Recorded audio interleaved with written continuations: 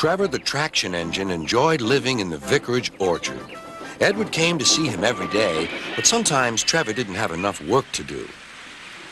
I do like to keep busy all the time, he sighed one day. And I do like company, especially children's company. Cheer up, smiled Edward. Sir Topham Hatt has work for you at his new harbor. I'm to take you to meet Thomas today.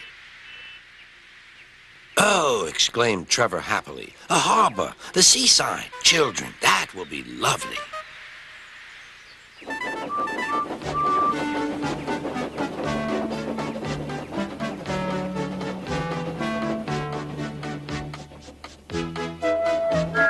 Thomas was on his way to the harbor with a trainload of metal pilings. They were needed to make the harbor wall firm and safe. Hello, Thomas, said Edward. This is Trevor, a friend of mine. He's a traction engine. Thomas eyed the newcomer doubtfully. A what engine? A traction engine, explained Trevor. I run on roads instead of rails. Can you take me to the harbor, please? Sir Topham Hatt has a job for me.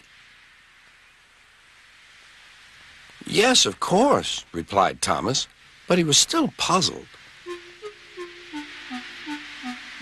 Workmen coupled Trevor's car to Thomas's train, and soon they were ready to start their journey.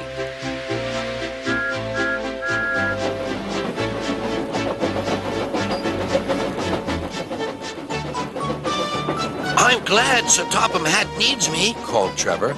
I don't have enough to do sometimes, you know, although I can work anywhere, in orchards, on farms, in scrapyards, even at harbors.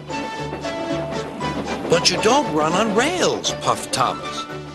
I'm a traction engine. I don't need rails to be useful, replied Trevor. You wait and see.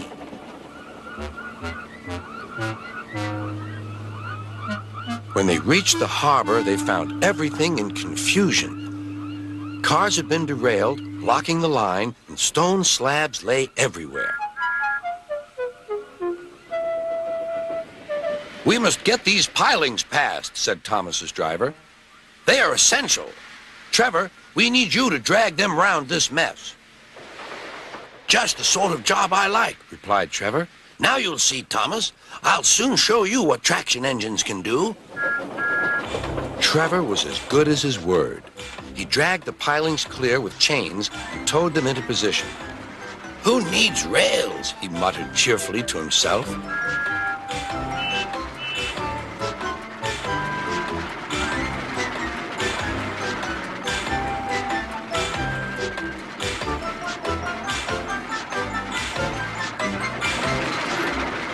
Later, Thomas brought Annie and Clarabel to visit him.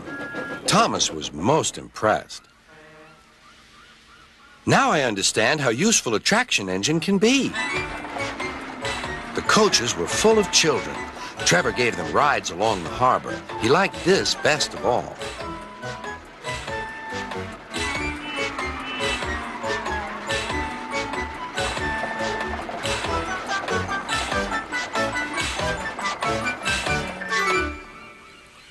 He's very kind, said Annie. He reminds me of Thomas, added Clarabel. Everyone was sorry when it was time for Trevor to go. Thomas pulled him to the junction.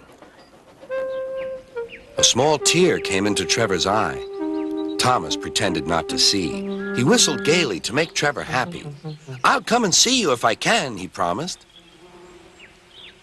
The vicar will look after you, and there's plenty of work for you now at the orchard, but we may need you again at the harbor someday.